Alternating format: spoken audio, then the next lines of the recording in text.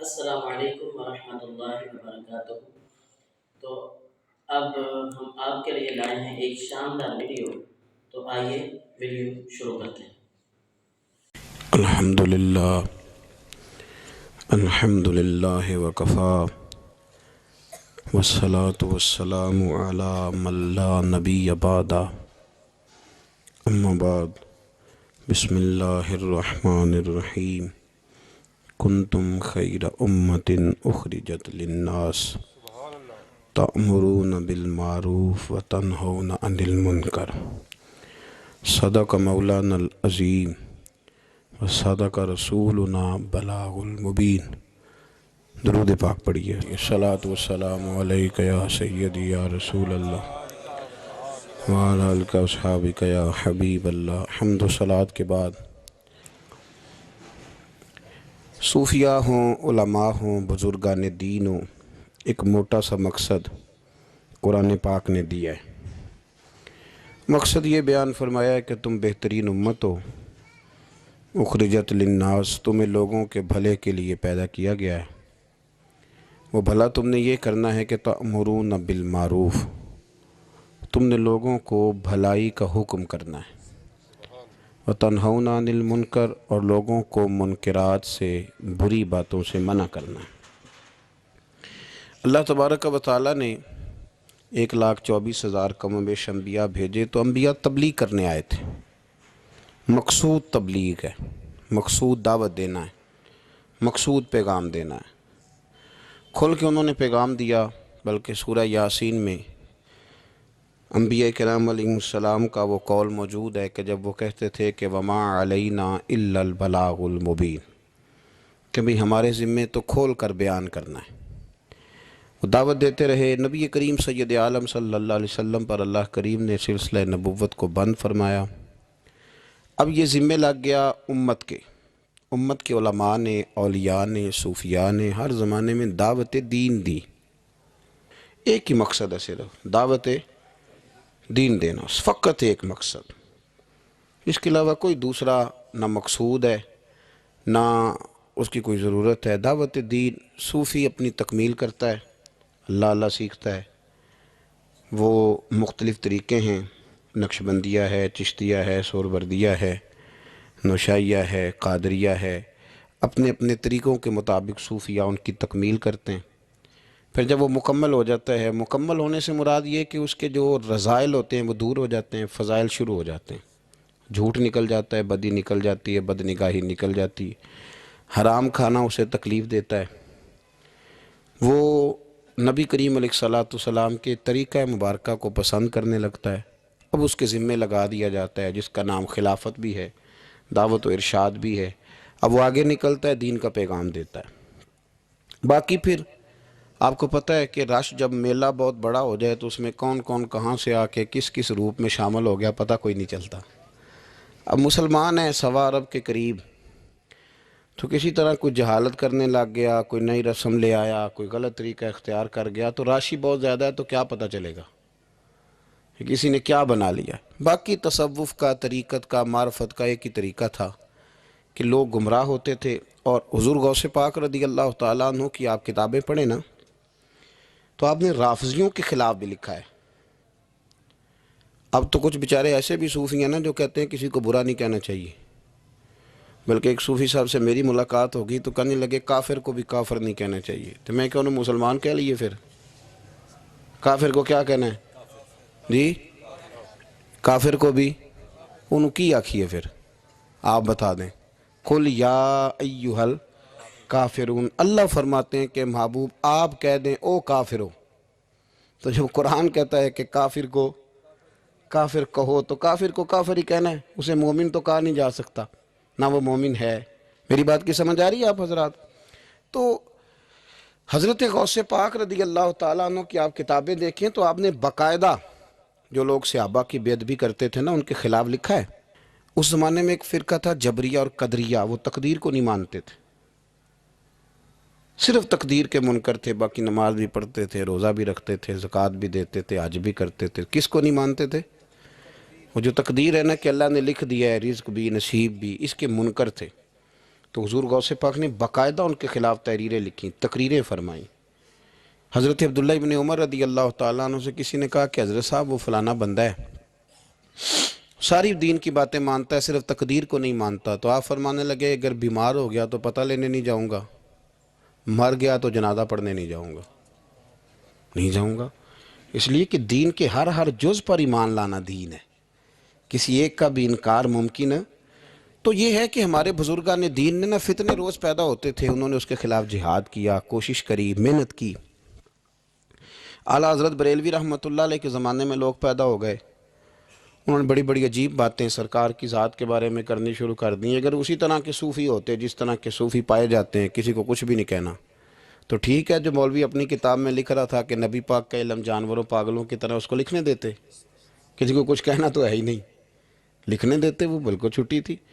تو اعلیٰ حضرت نے جہاد کیا، ان کے خلاف لکھا۔ جب کسی نے کہا کہ حضور کے بعد بھی نبی آئے تو فرق نہیں پڑتا، تو اعلیٰ حضرت فرمانے لگے آئے کیوں، ہمیں ضرورت کیا ہے، یہ لفظ آپ نے کیسا بولا، کیسے آئے؟ ہمارے بزرگوں نے اس دور کے تقاضوں کے مطابق جہاد کیا۔ ایک سنگی مجھے ایک دن پوچھنے لگے، پیار سے لوگ کئی سوال پوچھتے ہیں، سارے بندے تنقید کے طور پہ نہیں پوچھتے۔ انہوں نے کہا جی یہ صوفی کا کیا کام ہے کہ فوٹو کھچائے، صوفی کا کیا کام ہے اس کی ویڈیو بنے، وہ تو طریقت تصوف والا آدمی ہے۔ تو میں نے کہا میرے بھائی آپ بات کو سمجھیں، صحابہ کرام نے کوئی کتاب نہیں لکھی تھی، اس لیے کہ قرآن کافی تھا اور حدیث، چونکہ ان کے زمانے میں نہ جبری آئے، نہ قدری آئے، نہ رافضی آئے، نہ ناسبی آئے، نہ خارجی آئے۔ آپ کو پتہ ہے حضرت علی کے زمانے میں ایک گروپ اٹھا تھا، پورا گروہ مولا علی کے زمانے میں خارجیوں کا، بہترین کلمہ پڑھتے تھے، تگڑی نمازیں پڑھتے تھے، پر ہزاروں بندے حضرت علی نے قتل کروائے تھے۔ رش زیادہ ہوتا ہے تو غلط لوگ بھی شامل ہو جاتے ہیں۔ مجھے بتائیں کہ آپ بیج نہیں ڈالتے تو پھر بھی فصل کے ساتھ جڑی بوٹی اگ آتی ہے کہ نہیں؟ تو موج کرنے دے، اس کو بھی آ گئی ہے تو کاٹتے کیوں ہو؟ وہ اس لیے کاٹی جاتی ہے کہ اصل فصل کا وہ پھر نقصان کرتی۔ تو حضرت علی نے وہ قتل کرائے، لوگ وہ کرانے پڑے، ورنہ وہ خرابی کر رہے تھے۔ اب صحابہ نے کوئی کتاب نہیں لکھی، لیکن بعد میں جب حالات خراب ہوئے، جبری آئے، قدری آئے، ناسبی آئے، خارجی آئے، تو غوث پاک نے بھی کتابیں لکھی، محدث ابن الجوزی نے بھی کتابیں لکھی، شیخ شہاب الدین سہروردی کی عوارف المعارف آپ دیکھیں، تصوف والوں نے، طریقت والوں نے کتابیں لکھی، ان لوگوں کا رد لکھا۔ آج ہمارا زمانہ جب آیا ہے نا، تو اس زمانے کے اندر لبرل لوگ بیٹھ گئے ہیں ٹی وی پہ، لبرلزم کا دور ہے، یہ دور اصل میں لبرلزم کا دور ہے۔ اس میں یہ جو آپ کو تھوڑا بہت محسوس ہوتا ہے نا کہ بعض جگہ علماء کے آپس میں اختلافات ہو رہے ہیں، تو یہ ویسے سب کے ہی ہوتے ہیں، دکانداروں کے بھی ہوتے ہیں، دنیا داروں کے بھی، ان جیوے کہ اپنی گل کوئی نہیں کردا جی، اپنی گل کوئی بندہ اپنی بات نہیں کرتا، کیونکہ اپنی طرف اس کی نظر نہیں نہ ہوتی، نظر سامنے ہوتی ہے، تو سامنے والے کی بات کرنا بھی ویسے بھی ایزی ہوتا ہے۔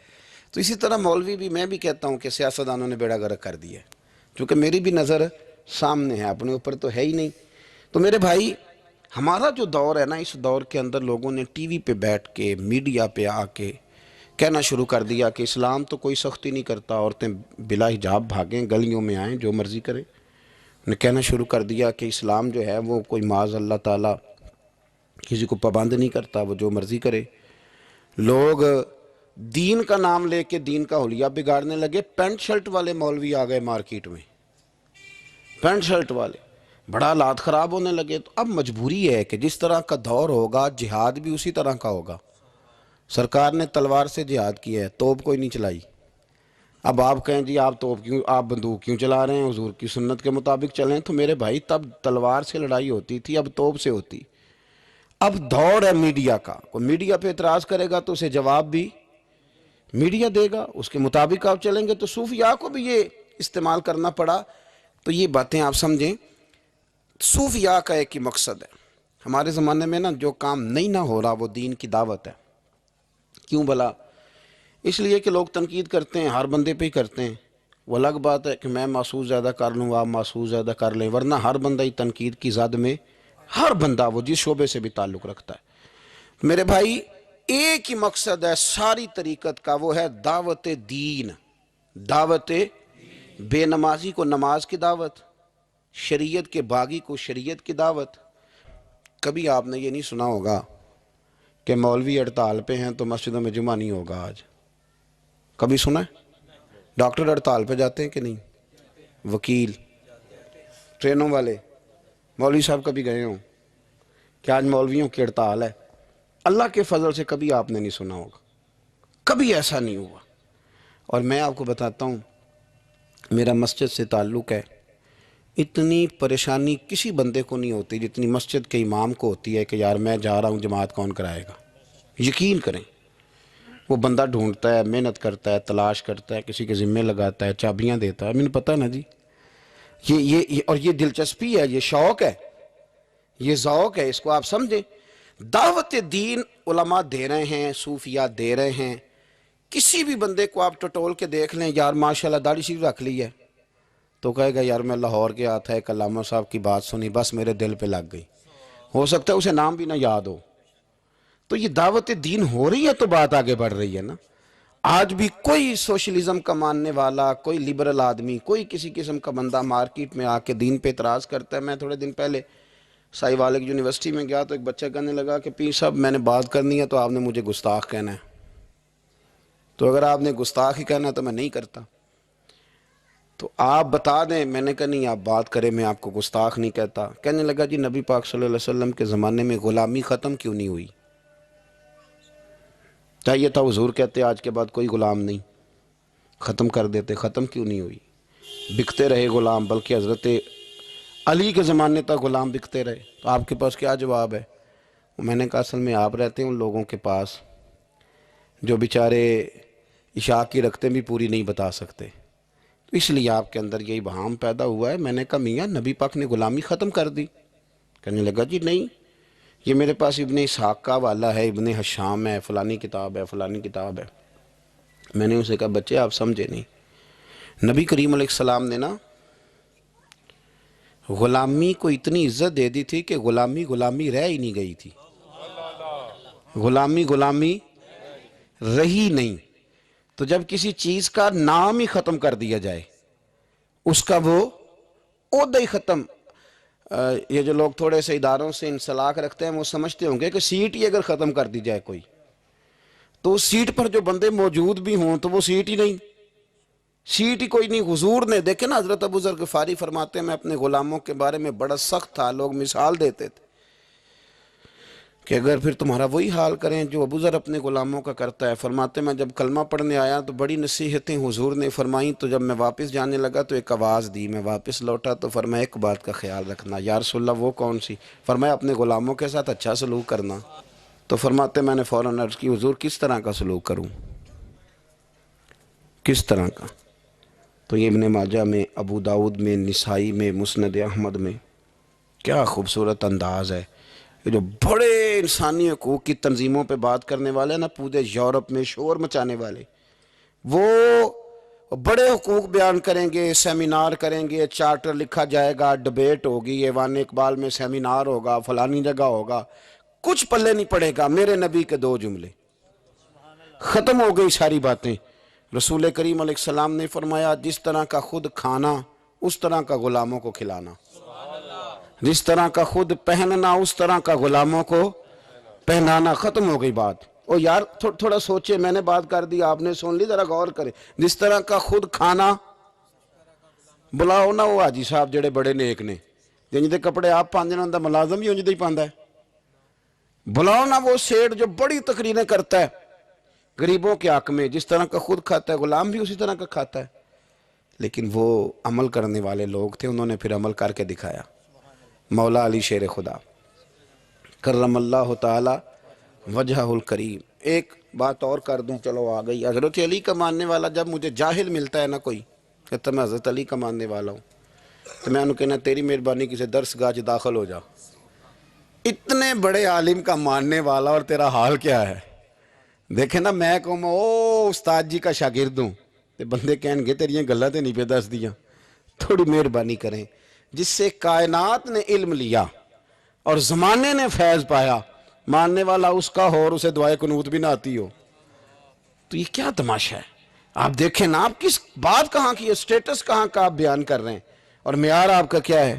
بالکل جہالت کی بات کر دینا. اور بات مولا علی شیر خدا. حضرت علی المرتضیٰ کوفے میں نا اپنے غلام کو لے کے بازار تشریف لے گئے. کہنے لگے یار موسم آ گیا ہے, میرا دل ہے کہ کپڑے نہ خرید لیں قدر کے. اس نے کہا حضور چلیں. تو غلام کہتا ہے 2 جوڑے حضرت علی نے خریدے, ایک مہنگا ایک سستا. تو موٹی بات ہے, جو مہنگا ہے وہ آقا پہنے گا اور سستا ایسے ہی ہوتا ہے نا جی. چلو اور گل کرنے ہیں سادی, جلدی سمجھے جا جائے گی. جسے جائیے دکاندار کو ویاہ تے کپڑے لینتے انہوں کہی دا ایک پان والے وکھا, پھر کہی دا ایک دین دوان والے وکھا. وہ دین دوان والے کہڑے ہوندے نے بھلا؟ جڑے پان والے نہیں ہوندے. دین دوان والے کہڑے ہوندے نے؟ ایک وہ دے جڑے پانے والے نے, ایک وہ دے جڑے دینے والے نے. یہ دینے والے وہ ہوندے نے جڑے پان والے, ہاں جی وہ والے دکھا. تو وہ دکاندار کے پاس جا کے حضرت مولا علی شیر خدا رضی اللہ تعالیٰ نے اس کے ساتھ بیٹھے, 2 جوڑے خریدے. غلام کہتا ہے جب واپس نکلے تو حضرت علی رضی اللہ تعالیٰ عنہ نے وہ دونوں جوڑے, چونکہ میں غلام تھا میں نے پکڑے ہوئے تھے, سمجھ لیں کہ وہ تھیلا کپڑوں کا میرے ہاتھ میں تھا. فرماتے ہیں شیر خدا کا گھر آ گیا, میرا بھی غریب خانہ آ گیا. اب ہم نے جدا ہونا تھا تو ڈیفینیٹ بات تھی, طے تھا کہ یہ پتلا جو ہے اور کم قیمت کا جوڑا میرا ہے. تو کہتے ہیں حضرت علی شیر خدا رضی اللہ تعالیٰ عنہ نے مجھے کہا کہ میرا جوڑا دے دو. تو میں نے وہ کپڑا جو مہنگا تھا وہ ان کی طرف بڑھایا, تو انہوں نے سستے کپڑے پہ ہاتھ ڈالا. فرمانے لگے یہ تیرا ہے. اور وہ پیر صاحب بھی ایسے کر سکتے ہیں ویسے کبھی کبھی, ہاں ان کے لیے بھی جائز ہے, کوئی منع ان کے لیے بھی منع.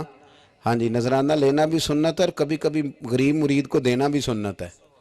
یہ بھی سرکار کے دین میں بات موجود ہے. بلکہ حضرت شیخ شہاب الدین سہروردی سے کسی نے کہا نذرانہ کس کو کہتے ہیں؟ فرمایا امیر سے لے لینا اور غریب کو دے دینا, اسی کا نام نذرانہ ہے. حضرت مولا علی شیر خدا کے اس غلام نے جب مہنگا جوڑا اپنے پاس دیکھا اور سستا حضرت علی کی طرف دیکھا تو اس نے ایک جملہ کہا. پھر حضرت علی نے جواب دیا, یہ ہے شیر خدا کی تعویل. ہم نا جب بچوں کو سبق پڑھاتے ہیں نا مدارس میں, تو پہلے اعتراض قائم کرتے ہیں پھر خود اس کا جواب دیتے ہیں. تو 2 قسم کا جواب ہوتا ہے, ایک الزامی ہوتا ہے ایک تحقیقی ہوتا ہے. کئی دفعہ ہمارے بچے مطمئن نہیں ہوتے, وہ کہتے ہیں جی میں نہیں مطمئن ہوا, جواب دوبارہ دیں. لیکن حضرت علی تھے نا, غلام نے اعتراض قائم کیا, اس نے ایک جملہ کہا, کہنے لگا حضور یہ سستا جوڑا مجھے دے, مہنگا آپ نے. فرمایا کیوں؟ کہنے لگا اس لیے کہ آپ آقا ہیں اور میں غلام ہوں. اب شیر خدا کا جواب سنے شیروں والا. فرمانے لگے نہیں میاں, مہنگا تو پہن اور سستا میں پہن کو. کہنے لگا کیوں؟ فرمانے لگے اس لیے کہ میں بوڑھا ہوں تو جوان ہے. میں بوڑھا ہوں تو جوان جو ہوتے ہیں وہ پہنے کپڑے اچھے اچھے مہنگے, میرا تو بڑھاپا ہے. وہ شخص کہتا ہے کہ میرے پاس اس بات کا جواب ہی کوئی نہیں تھا, کوئی جواب. اتنی بڑی بات کر دی. فرمانے لگے یہ مہنگا ہے, یہ جوان کوئی آدمی پہنے, میں بوڑھا ہوں. میں تو دعوت دین فقط مقصد صوفیاء کا. آج بھی دین کے حوالے سے جو تشریحات, آج نہ لوگ دین کے خلاف نہیں بولتے, کوئی بندہ آپ کو ایسا نہیں ملے گا, کوئی بھی. آج کے دور میں جو فتنہ ہے وہ ہے دین کی غلط تشریح کا فتنہ. غلط تشریح, ٹی ویوں پہ لوگ بیٹھ گئے, وہ تشریحات غلط کر رہے ہیں. ہر بندہ کہے گا نبی پاک نے اپنے جی دشمنوں کو معاف کیا, آپ کہتے ہیں گستاخ کو پھانسی دینی ہے.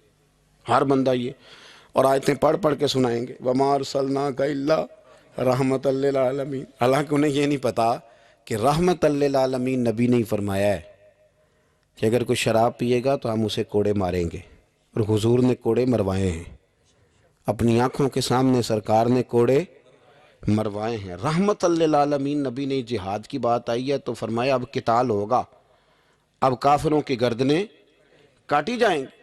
ہر چیز کا ایک وقت ہوتا ہے. غلط تشریحات, جی حضور نے اپنے بے ادب کو معاف کیا, تو میں نے کہا نبی پاک نے بے ادب کو معاف کیا, کسی صحابی نے حضور کے بے ادب کو معاف نہیں کیا. آپ دین کی تشریح کو سمجھیں. اسی طرح کا معاملہ اور بہت ساری چیزوں کے ساتھ ہے. وہ کہتے ہیں جی وضاحت کے ساتھ فلانی شے کا ذکر نہیں آیا لہذا ہم کریں گے. پردے کے ساتھ بڑی بری حالت کر دی گئی ہے. عورتوں کا پردہ بالکل لوگوں نے, اور یہاں تک لوگ کہتے ہیں کہ جی چہرے کا پردہ ہی نہیں, دین میں تو آنکھیں نیچی کرنے کا حکم ہے. تو میں نے کہا ٹھیک ہے آپ آنکھیں نیچی کر لیں, کچھ کریں تو صحیح نا. اور مختلف قسم کی غلط تشریحات ہیں، توضیحات ہیں. کہتے ہیں جی پیر صاحب سے پردے کی کوئی ضرورت نہیں، اس لیے کہ پیر باپ کی جگہ پہ ہوتا ہے. باپ تو نہیں نہ ہوتا، جگہ پہ ہوتا ہے نا. مومنوں کی مائیں، قرآن کہتا ہے کہ یہ مومنوں کی مائیں ہیں، لیکن مومنوں کی ماں کے پاس جب ان کا بیٹا حضرت عبداللہ ابن مکتوم نابینا آئے تھے تو حضور نے فرمایا تھا عائشہ پردہ کرو. حضرت کی حضور وہ تو نابینا، یہ رشتہ قرآن نے بیان کیا ہے، یہ تو نابینا ہے. تو فرمایا تمہیں تو نظر آ رہا ہے نا. تو اس دور کے اندر جو لوگ دین پہ لیبل لگا کے نا، ایک دین پہ لیبل لگا کے کہ نہیں جی ادھر بھی گنجائش ہے، یہاں بھی مسئلہ ہے، یہ اب اس دور کا فتنہ ہے. جدت کے ساتھ بڑے بڑے ایسے اسکالر باقاعدہ ٹی وی پہ بٹھائے گئے کہ جنہوں نے کہا کوئی ضرورت نہیں. آپ یہاں تک میں سنتا ہوں کہ ایک نہ ہوگے تو گزارا ہو جائے گا. یہاں تک بھی میں سنتا ہوں کہ یہ آپ غلط تشریحات کر رہے ہیں. اور میں کیسے اسکالر کو بھی جانتا ہوں جو کہتا ہے کہ بس ٹھیک ہے، نکاح جب کسی شخص نے کسی کو قبول کر لیا تو نکاح ہی نکاح ہے، ایجاب و قبول کا نام نکاح ہے.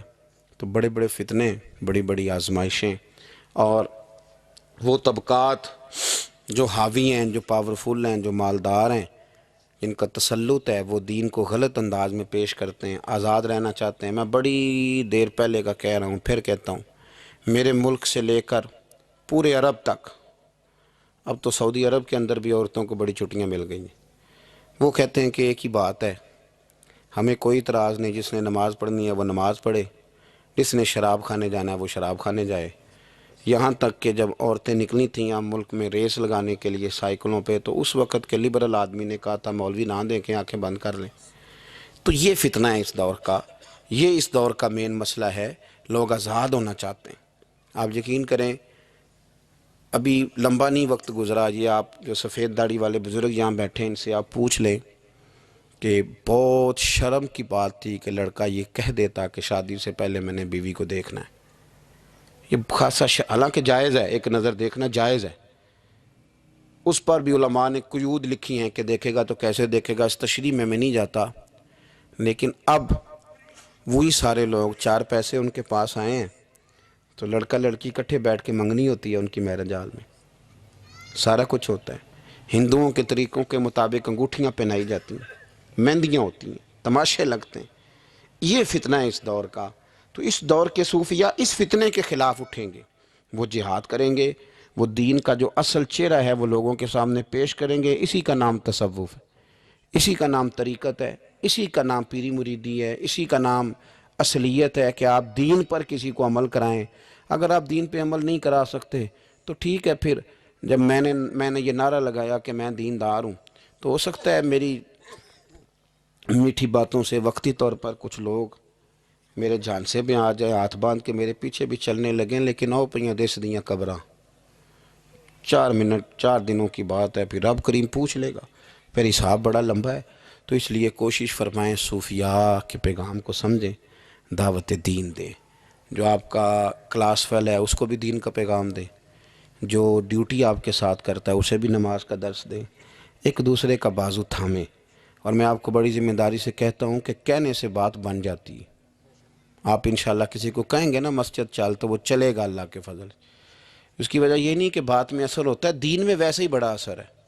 آپ دین کی بات کر دیں، اللہ تاثیر پیدا کر دیا کرتا ہے. آپ کہہ دیں تو انشاءاللہ ہو جاتا ہے. اللہ کے حضور یہ دعا ہے، اللہ کریم ہمیں اپنے بزرگان دین کے، صحابہ کبار کے، اہل بیت اطہار کے طریقوں کا مسافر بنائے.